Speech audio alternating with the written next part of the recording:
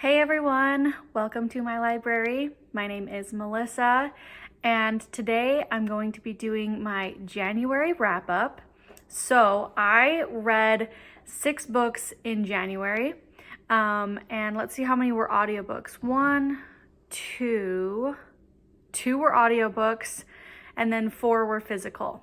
So I focused a lot on historical fiction this past month. It has been the main mood for me as I started the new year. It's the genre that I have loved since the beginning and kind of wanted to gear my reading towards more. So yeah, I have 6 books here to talk about. So let's just get started. So the first book that I read in 2022 was sadly sort of a disappointment, and that is Song of Songs by Beverley Hughesdon. So this was almost 800 pages, so it took me a minute to read. But this story is basically, it's set in World War I, which was a mood as well for this past month. And definitely the same going for February. I am in the mood for World War I and World War II historical fiction. But yeah, so this book, it basically follows this woman who, she grows up in opulent Edwardian England, and she's raised to be a lady, essentially. Picture Downton Abbey. She also gets thrown into this time of the war when class divides were being questioned, and also just duties of what women and men could do to help the war effort. So she volunteers to be a VAD nurse, and so she goes and she's a nurse there, and she's a nurse on the front, and the depictions of the scenes where she's helping the soldiers who are hurt or who are dying were vivid and really raw and emotional, and I loved that part of the story. So that, I would say, is about, I don't know, maybe the 2/3 mark of the story is where all of that is happening, and I'm loving it. It's giving me all the Downton Abbey meets Crimson Field vibes, like meets World War I vibes, and it was great. And then the last third of the book, the war ends, and so she goes back home to a very volatile family relationship, and then she ends up basically in a very whirlwind and rushed romance.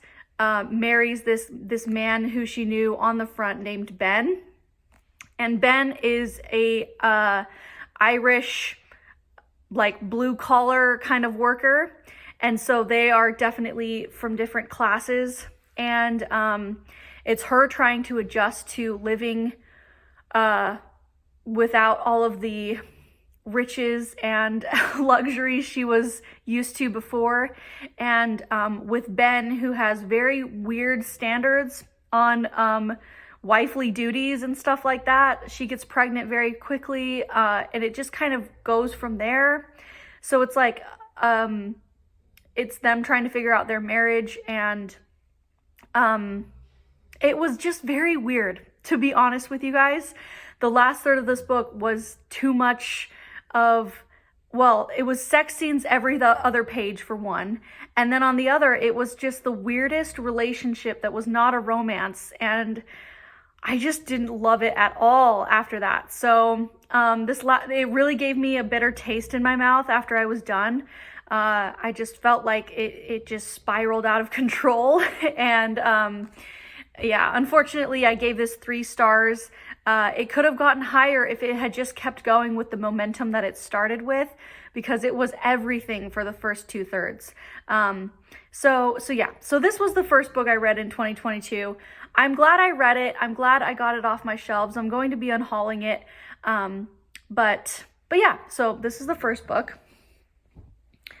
Okay, the next one is one I read on, or I listened to on audio, and that is As Bright as Heaven by Susan Meissner. So this came highly recommended to me by many of you. And it is the story of a family, specifically a mother and 3 daughters, who are thrown into the 1918 Spanish flu epidemic that happened in Philadelphia, specifically for this book. And so it's the first half of the book is them. They go to this funeral home that is their uncle's. The uncle owns the funeral home. They move there to basically jumpstart their dad's career. And then World War I kicks in, and everything is thrown into chaos, and their dad leaves for the war. And so they're left kind of fending for themselves with their uncle, who's considered, well, he's older, so he couldn't go into war anyways. But yeah, so they help their uncle with this funeral home, and at the same time are trying to, the mother specifically is trying desperately to keep her children safe, and things happen, that's for sure. It's a very sad book, to be honest. It was so sad, and very close to home currently. Definitely don't read this book if you are triggered by events circling around the pandemic, or death and just people getting sick like nonstop. That's what this book for the first half is. And then the second half, it actually kind of shifts, and it's like 7 years later, and so the 3 daughters are grown up, and it's them navigating different relationships they have, different careers they have.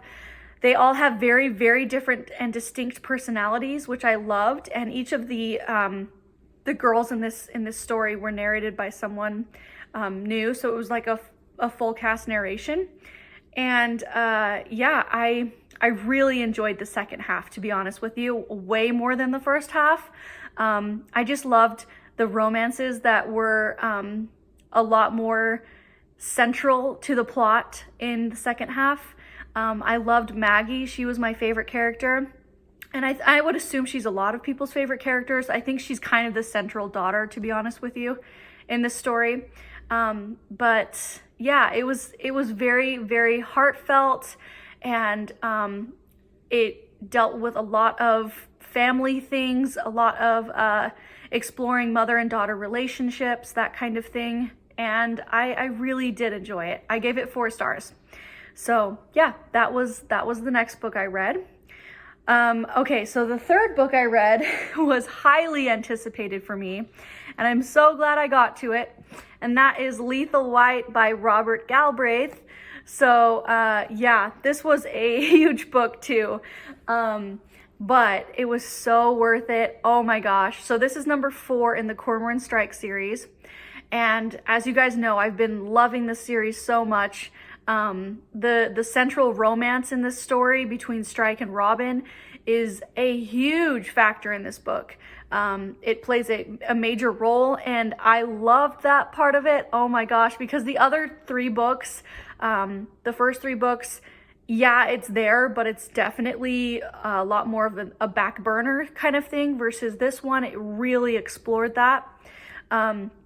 So I highlighted throughout the book when they had moments together. It was just a fun way for me to keep myself engaged through the story, and yeah, there were a lot of them.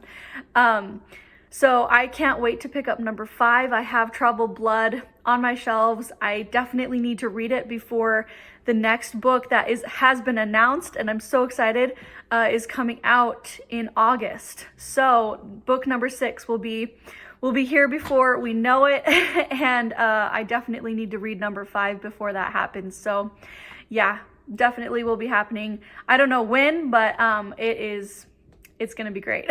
So yeah, if you guys haven't tried this series yet, I highly recommend. It's a crime thriller series. That's the main story.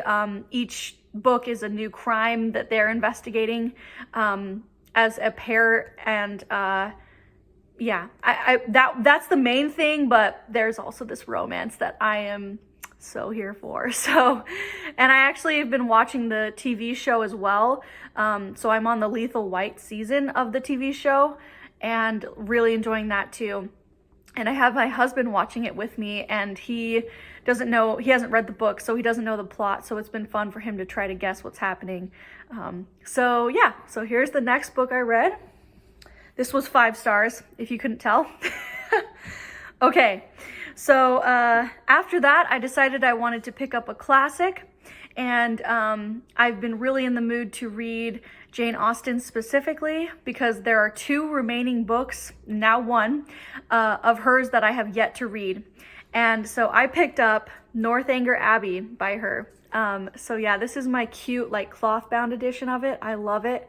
I have many of them right on this shelf here. This is like my Jane Austen shrine. But anyways, so yeah, so I never had read Northanger Abbey before now, and I finally committed myself to reading it. Super tiny book. I mean, it took me, I think, 4 days to read. And I loved every single second of reading this book. No surprise there for me. I love Jane Austen's writing so much. It's so witty. In this one, she breaks the fourth wall a lot to address her readers and what her readers will probably be expecting through a romance or through a novel to have happened to the main heroine in this book, and then what really happens. And it's just so fun. So this follows a girl Catherine, who ends up having her season in Bath, and has all these high expectations of how it's going to go and how she's going to fall in love and dance the night away with all these suitors. And anyways, she does end up falling for somebody, and it kind of is a show of, how do I say this? It's a satire because she thinks she's a main heroine in a romance novel, and so there's just a lot of instances where things do not go according to plan for her, and things kind of spiral. She ends up having some terrible friendships that I could not stand. They were so toxic, and I just wanted her to get rid of them, get them out of her life. But in the end, it does end happily, so that's good. But I really did enjoy this book. Henry Tilney, another hero that I can swoon over. He's not Darcy status for me, or even like Colonel Colonel Brandon status. So he's kind of like mid-range for me. But I did enjoy him. He has a lot of humor to him that the others don't have. So anyways, that's my spiel on Northanger Abbey. I really loved it. If you haven't given Jane Austen a chance, this is a shorter book of hers to maybe try out. It isn't going to be like my favorite Jane Austen, but I'm so glad I finally got to it, and it deserves 5 stars. So there's that one. Okay, the next one I listened to, and that one is The Alice Network by Kate Quinn. So yeah, this showed up on my Libby, and I was so excited because it is rated so highly on Goodreads. So many of my friends on Goodreads have loved this book, and so I was really excited to read it, and I did enjoy it as well. So this is the story of, it's a dual timeline, and the 2 timelines are World War II and World War I. And it's the story of a league of spies run by women. And this is a real thing that happened. But obviously this is following fictional characters during that time. And it was intense. That's what I will say. It was... so it follows Eve in World War I as she tries to maneuver her. She gets hired on as a waitress at this cafe, and it's a cafe that's attended by Germans, and they think that they're safe there to talk in their own language and kind of discuss what's going on in the war. because the owner of the cafe is a collaborator and he's also a profiteer. And so he's a bad guy. And so she gets hired on by him naively because he thinks that she's just this, she has a stutter. And so people just assume she's half-witted, which is sad, but it definitely gets her through some doors. And so, yeah, so he hires her, and then she can perfectly understand German, and so she gets a lot of inside information from that. And that's kind of her contribution to the Alice Network spy situation.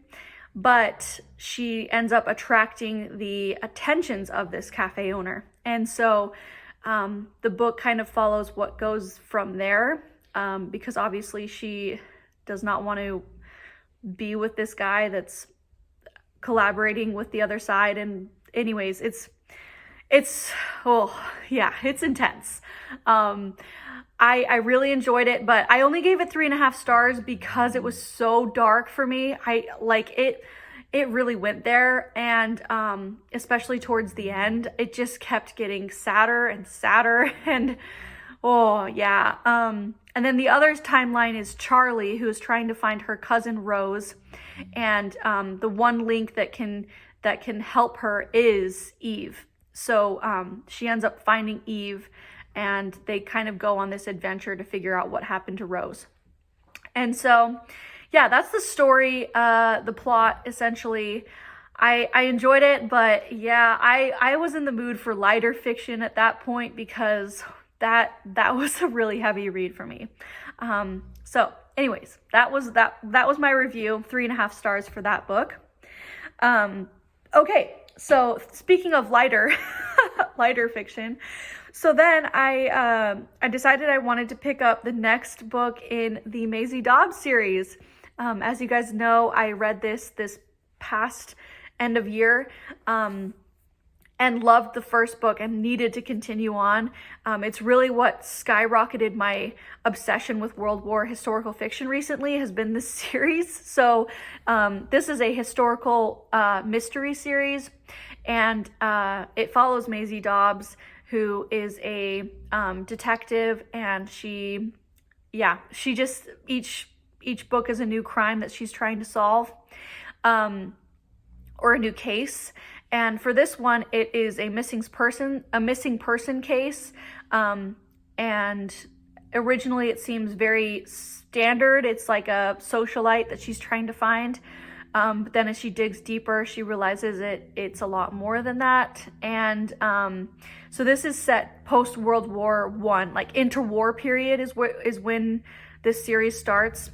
And I know it keeps going from there, so it's probably going to lead up to World War II, because there's 17 books in this series, so it's a lot. And guys, I found a Mercari lot for this series up to book 12 for $30. So yeah, I bought it. I jumped on it because I know I'm going to read all of these books. Like, I've loved it. So yeah, I have it actually over there. It'll be for a haul coming soon. But I gave this one 4 stars. Maisie Dobbs, I gave 4.5 stars. This one I didn't love quite as much, but I still really enjoyed it.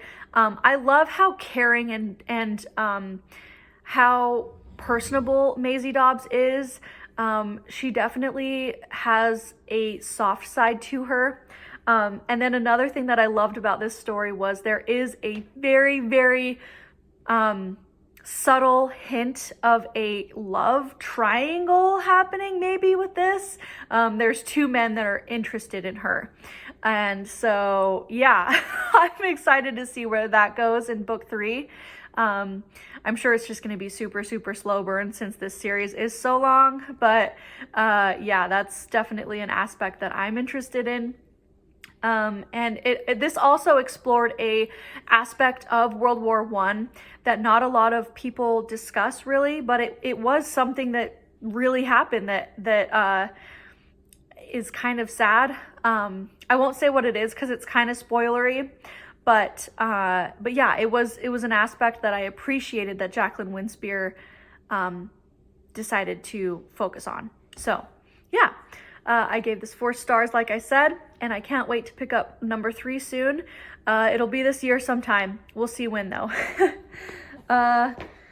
So guys, yeah, that was my January wrap up. Those were the 6 books. I'm actually very proud of myself for reading that many books over the course of the month. That's a pretty high number for me. I usually hit around 4. And so, yeah, especially with a lot of these books being bigger, it was a really, really good month. I'm on a roll and I'm so happy with the reading that I've been doing. So yeah, here's the books.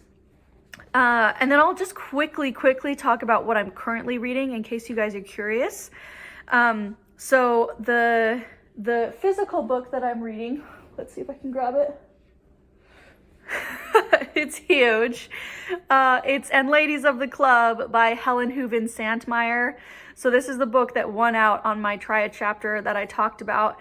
And it's 1,400 pages. It's gonna take me all month probably to read. I'm 200 pages in now, 250 pages in, and really enjoying it. Thank you guys so much for pushing me to read this. There are a few of you that have said this is your favorite book, or this is one of your favorite books, and I can tell why. This is the story of a women's book club that starts, a literary club that starts in this fictional town in Ohio, so in the Midwest, and it starts post-Civil War in the Reconstruction era time, so 1868 I think is when it starts, and then it goes from there for like 50 years, and follows these women over the course of their lives and their relationships, and the small town quaintness of this is what I'm loving. It's just absolutely charming to me. So yeah, I'm really enjoying this. We'll keep reading this for the rest of the month, but this might be my only physical read, to be honest with you guys. I'm actually headed to Hawaii this next weekend. My husband's a salesman and he won this trip, so we're gonna go. It's gonna be our baby moon, really is what it is. So I'm gonna take this with me, and luckily this is already a beat up copy. If you can't tell, I got it from a used like thrift store years ago, and so it's seeing sun and it's seeing beach will not be a problem. But yeah, so this is the physical book. I started on audio another book today, and that is The Things We Cannot Say by Kelly Rimmer. Yeah, I started this because the ratings on this book are insane. It's, I think, a 4.5 average rating, and a ton of people have read it. A ton of you guys have read it. My friends on my Goodreads, when you pull open a book and you can look what your friends' ratings are, they've all rated this book 5 stars, 4 stars. So I have very, very high hopes for this. I've also been told that it has a strong romantic element to it, that there's a love story in here that is to die for.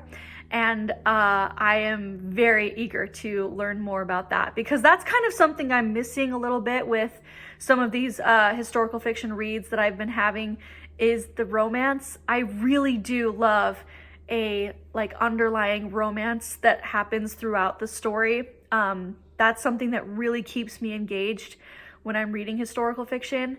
It's just something I absolutely love and crave. So yeah, so that's what I'm gonna hopefully look forward to with this audiobook that I started today. So I think that's everything though.